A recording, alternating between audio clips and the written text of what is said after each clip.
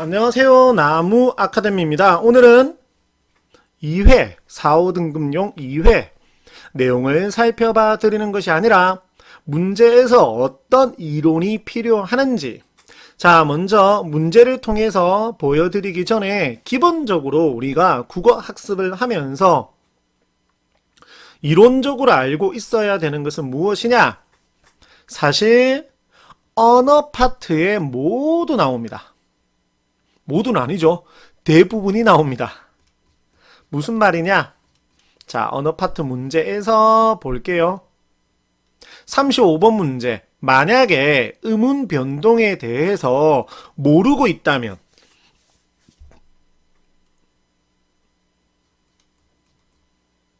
높임법에 대해서 모르고 있으시다면 문제를 풀 수가 있을까요? 애당초 무조건 불가능합니다. 이 문법이라고 하는 건, 개념이라고 하는 것은 모르면 안 되는 것이거든요. 모르면 안 되는 겁니다. 그냥 간단하게 그냥 안 되는 겁니다. 이러한 것이 언어 파트이고, 그래서 실제로 올해부터 이제 선택으로 바뀌었기 때문에 이러한 언어 개념 학습의 부담감 때문에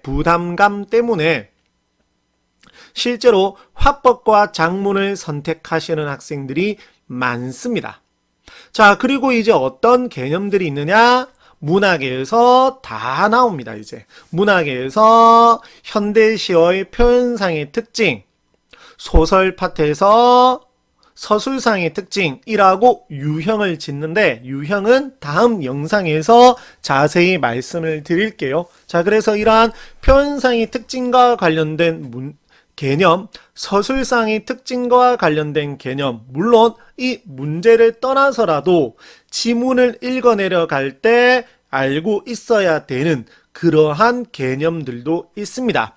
예를 들어 보겠습니다. 자, 첫 번째 나와 있는 것이 노새 두 마리라고 하는 현대소설입니다.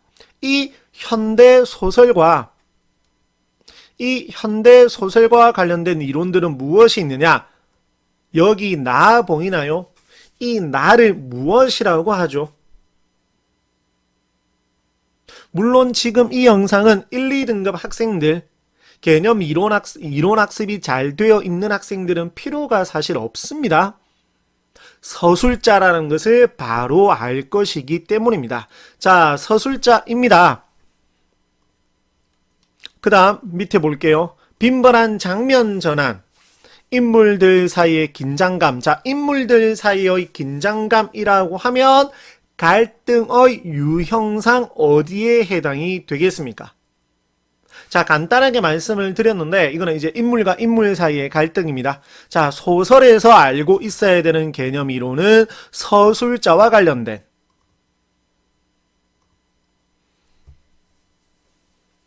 소설과 관련된, 자, 그래서 서술상의 특징, 그 다음 인물과 관련된, 인물의 유형, 평면적 인물, 입체적 인물, 개성적 인물, 전형적 인물, 이러한 인물의 유형과 관련된 것. 그리고 갈등의 종류가 있죠.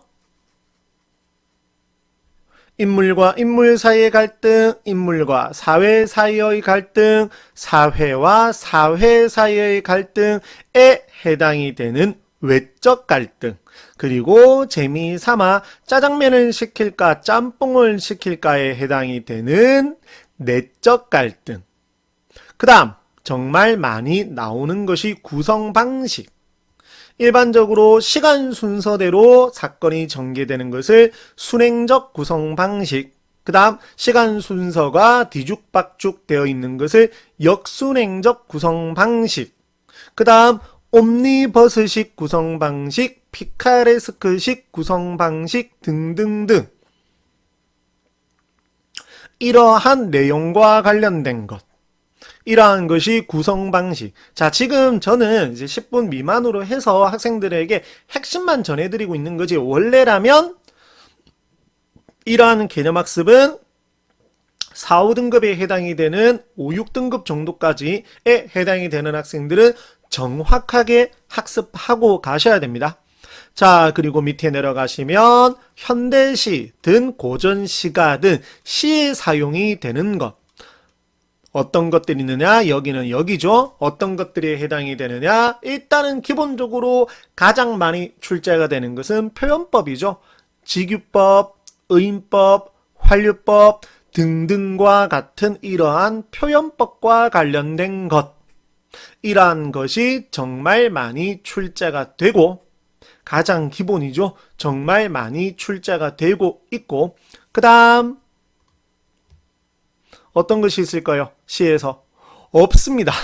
시에서는 전부 다 그냥 표현법입니다. 물론 화자와 관련된 것, 뭐 화자가 겉으로 나온다 안 나온다, 그리고 화자가 처한 상황과 관련된 것, 이러한 것들도 있기는 하지만 거의 전부 다 표현상의 특징, 이 수사법에 해당이 된다라고 보시면 됩니다. 자, 간단하게 시와 소설을 중심으로 해서 말씀을 드렸는데 지금 제가 말씀드린 내용을 듣고 나 이거 잘 모르겠는데? 라고 생각이 드는 학생들은 너무 유명해서 잘 아시겠지만 개념의 나비 효과라고 하는 EBS 강의를 들으시거나 아니면 시중에 서점에 판매되고 있는 책들 중에서 이 개념 이론과 관련된 책들이 많으니 그 중에 한 권을 골라서 반드시 정확하게 학습을 하셔야 됩니다.